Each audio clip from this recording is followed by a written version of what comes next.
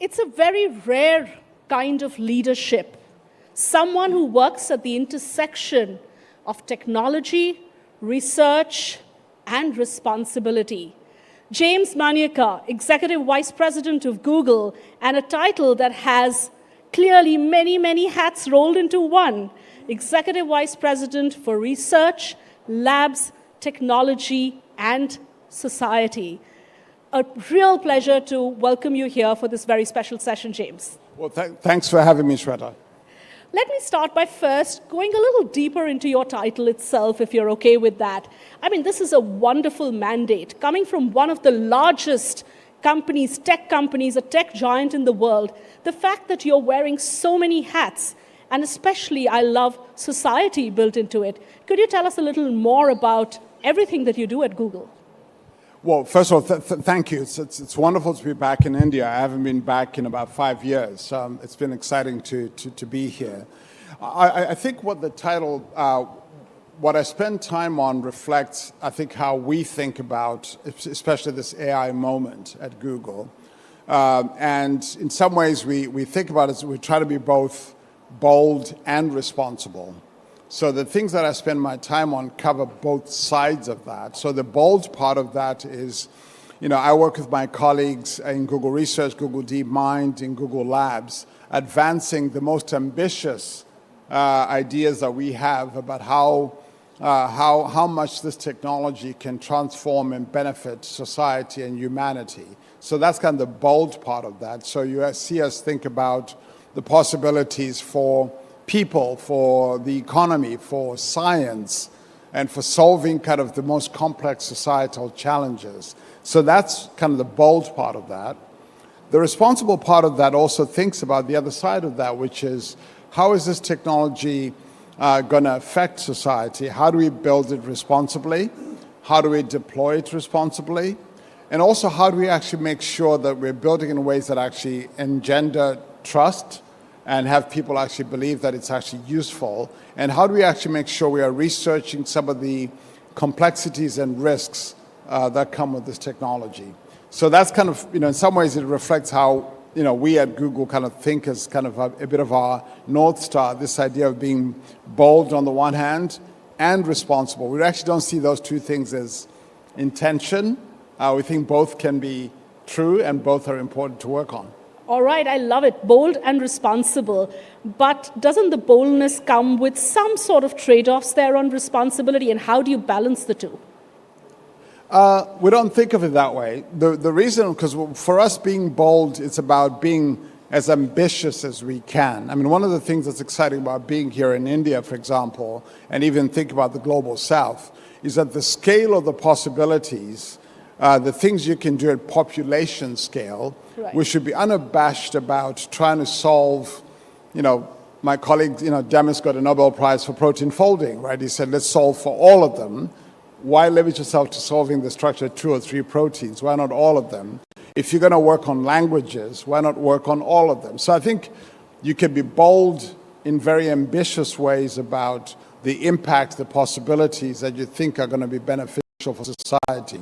So you shouldn't trade that off because that's going to benefit people. But at the same time, you also have to think about the responsible side of it. And while we talk about responsibility, I want to refer to a conversation we just had earlier in the day with Professor Stuart Russell, right. As you know, an expert in this area and someone who's been an authority in AI, but now clearly one of its most thoughtful critics as well. And Professor Stuart Russell is very clear in the responsibility that big tech and AI majors need to have with regard to this transformative technology. And he clearly believes we're not doing enough. Well, so Stuart's a friend. I've been a huge fan of Stuart Russell. I've worked with him for many years. And I think, it's the issues that he's raising are very important. I think it's important, and we've said this quite publicly, that, AI is too important not to regulate, and it's also not too important not to regulate well. Right. So I think both can be true. So I think it's important that we think about what are the right rules, what are the right ways to think about being responsible. And I often think that when it comes to questions of regulation and those kinds of things, we should have a two-sided view to that. on the one hand, of course, regulation should pay attention to the complexities and the risks, the kinds of things that Stuart and others kind of raise as kind of risks that we should pay attention to. But I also think regulation has another side to it. It should also enable the possibilities we want. It should enable us and create incentives and mechanisms to allow us to innovate, tackle society's greatest challenges, and not limit the possibilities of impact. I'll give you an interesting experience that I had, Shweta. For about 2 years, I was co-chairing the UN's high-level body on AI. And one of the things I was interested when we were talking about the risks of AI was, obviously, we talked about the risks of misapplication and misuse. But the body as a whole, I think with a lot of input from some of the members from the Global South, including India, they actually insisted that one of the risks we should add is misuse.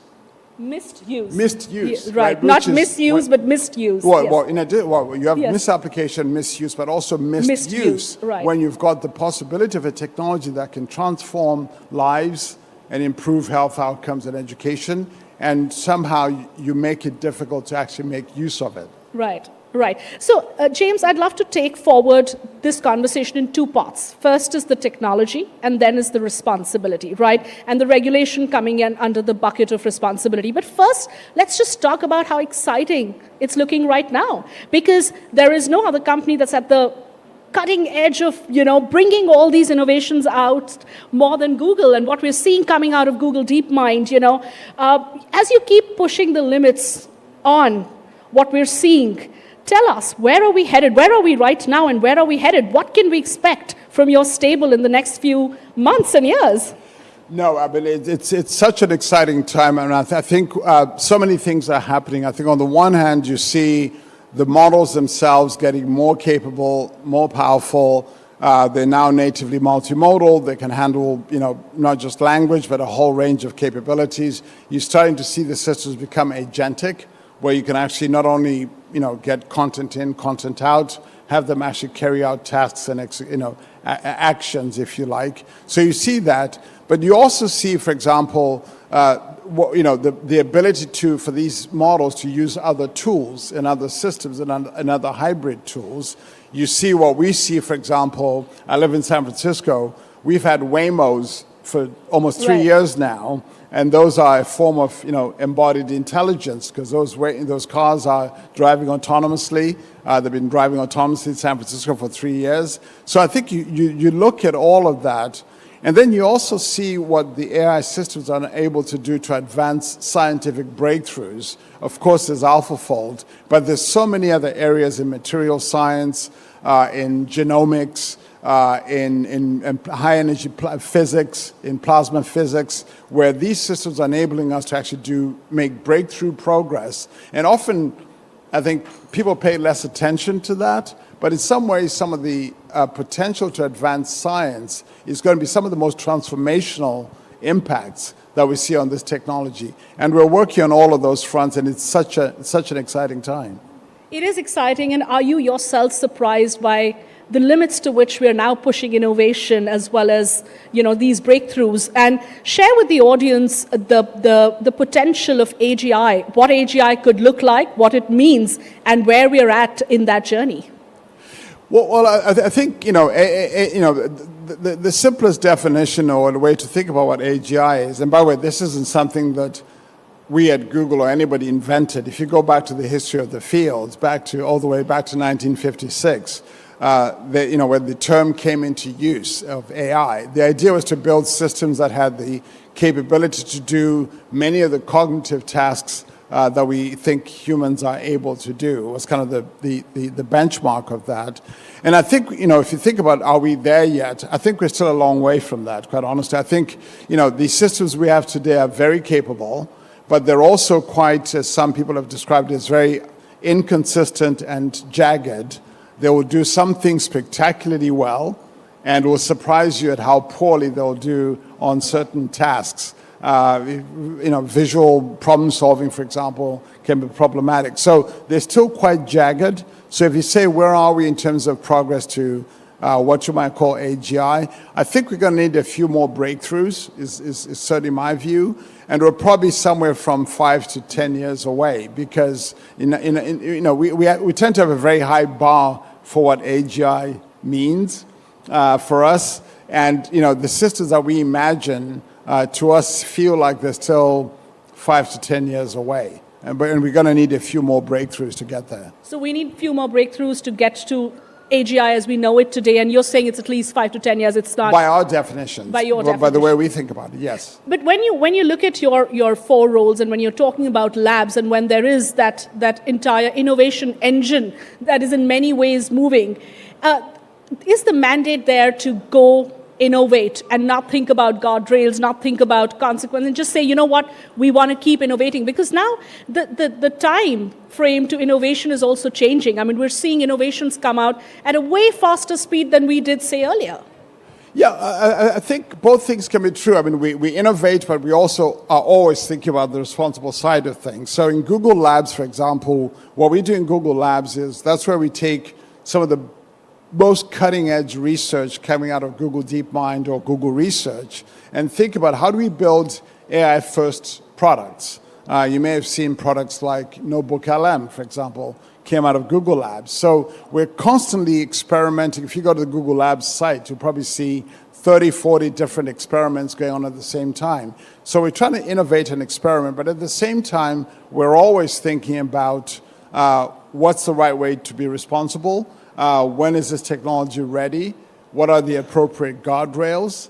And so those are things that we're always thinking about. And by the way, part of the innovation is to innovate on the responsibility side too. So for example, I think we were probably the first to develop watermarking technology, SynthID, which we actually put in all our systems. So any of our systems that are generating content, whether it's images or whatever it is, have SynthID as a watermarking technology in it. So even the responsibility side also requires innovation. You work very closely with Sundar Pichai. You report directly to him, and he's clearly a legend when it comes to being a technology leader. His Indian origins and the fact that he's here in India and he is having these very important conversations. Share with us where his thinking is, both in terms of Google and Google's future and also the India part of it in the journey. Well, I think one of the things that's quite remarkable about Sundar is actually several things. One is he's been thinking about this AI moment for a while. You remember when he became CEO, which is now almost 10 years ago, he declared that in fact Google was going to be an AI-first company. This is before the AI moment. So he's been thinking a lot about this and has had a lot of foresight. I mean, Google started working on various elements of what you might call the full stack of AI. We have our own chips, TPUs. We've been building models and tools. I think all of those are things that he's been putting in place for quite a while. So that's one aspect of him. I think another important aspect, which brings it back to India, is I think, in some ways, Sundar has a perfect marriage, if you like, with his own upbringing, but also Google's mission. If you think about Google's mission, which is to organize the world's information and make it universally accessible and useful, he fundamentally believes that. So when we think about how do we make sure this technology is available to everybody, accessible to everybody, is used by everyone everywhere, when we make pursue moonshots about working on languages, whether it's Indic languages here in India or around the world, these are things that matter deeply to him. And guess what? They happen to be fully consistent with Google's founding mission. So in some ways, he's doing what he should be doing. Absolutely, and when you're part of this very high-powered delegation to India, led by Sundar himself, what is the one message that Google's bringing to India at this very, very crucial moment? Well, I think it's lots of things. I mean, we get very excited about India. I mean, one of the things in India is actually, if you think about our Gemini app, it's actually one of our third largest market. So for us, we see India as a place where we can bring and work and collaborate with the Indians and India and the Indian government to bring the power of this technology. You may have seen some of the things we've announced today. For example, we've made a $15 billion investment into infrastructure at VISAG, where we're going to build a gigawatt scale kind of computing capability. We're investing, for example, in trying to make sure we build connectivity connecting India. We announced today the America-India Connect initiative, which connects India with undersea cables with 4 other continents. That's also part of our infrastructure commitment to India. We're also investing, for example, working on languages, on training, and also bringing capacity to the government. One of the things we like about what India is doing, it has a very kind of tech-forward orientation to it, an incredibly talented and vibrant innovation ecosystem. So in some ways, just like we think of ourselves as perhaps having a bit of a full-stack approach to AI as a company, India almost has a full-stack approach to what it brings to this moment between investments, infrastructure, talent, people, and also the potential to do things at population scale. I think that's pretty exciting. And as India is talking about this sort of full stack approach, as you rightly put it, while conversations with policymakers give us a sense that India wants to embrace technology, and that's why you saw that wholehearted welcome to your big $15 billion investment in VISAG. At the same time, the government has very genuine concerns about sovereignty, about national security, about ensuring that enough is being done to ramp up our own capabilities. How do you think a government can balance those twin objectives? Yeah, I think it's important for governments to be thinking, and rightly to think about how do technologies like this work in their national interests and in their sovereign interests. I think those are the right things for governments to be thinking about. And I think so. I think in that sense, governments should be thinking not just about adopting the technology, but also building it and developing it and applying it to solve their national challenges and opportunities. And I see the Indian government doing that. And for us, we hope to be a partner in that. We're collaborating. We're investing in India. So I think these can be collaborative initiatives. I don't think sovereignty necessarily means isolation. I think to me at least, it feels like it means you're working on a technology in a way that serves your national interests and benefits your people and your society and transforms it. I think in that sense, I think these are the right things for the Indian government and quite frankly any government to be thinking about. James, any form of crystal ball gazing in today's times is hard to do, but I'd love to get your perspective on what 2030 would look like for the world, for Google. And if you could specifically talk about what excites you the most about AI and its societal impact, and one thing that concerns you the most. 2030, well, that's hard. I mean, I think what I hope we get to in 2030 is where, we've hopefully collectively delivered on what I think of as the why of AI. And the why of AI, I think if you ask any of us, and hopefully people in the audience too, who are working on AI, I think, I would say we're working on AI because of the potential we see in empowering people, powering economies, advancing science, and solving societal challenges. So that's kind of our view of the why of AI. So if those are the things where the reasons we're pursuing AI, then I hope by 2030 we have something to show for it. We can show that we've actually delivered on some of that. The economies are growing, people are benefiting from it. We've advanced science and solved some challenges. But more importantly, I hope we'll have done that in ways where not just a few, but everybody benefits. Because I think even if we achieve those things, breakthrough science and so forth, but other people don't participate in that and benefit from that, I think we'll have missed something. I'll give you one emblematic example that matters a lot for us. I think it's exciting to see what happened with AlphaFold. My colleague Demis got a Nobel Prize for it. It's amazing scientific breakthrough. But perhaps even more important is the fact that because we opened up the AlphaFold prediction database, and now more than 3 million scientists in more than 190 countries are making use of it To me, that's the really powerful part, because it's made it possible for researchers in many parts of the world to work on problems related to protein structures that matter to them, including neglected diseases and so forth. So to me, in 2030, if we've made progress and we've made it possible for many more people to benefit from it, I think that'd be pretty exciting. The concern, very quickly? The concerns for me are twofold. One, we don't make progress. Okay. The misuse. Right. But the other one is that we actually don't make progress on being responsible on how we think about the risks from this technology, the misuses, perhaps the kinds of things that Stuart was talking about. And we don't coordinate our efforts enough as companies, as societies, as governments, to make sure we are very thoughtful about the risks that come with this technology. Because as with any powerful technology, there are going to be extraordinary possibilities, but also some important and serious risks to think about.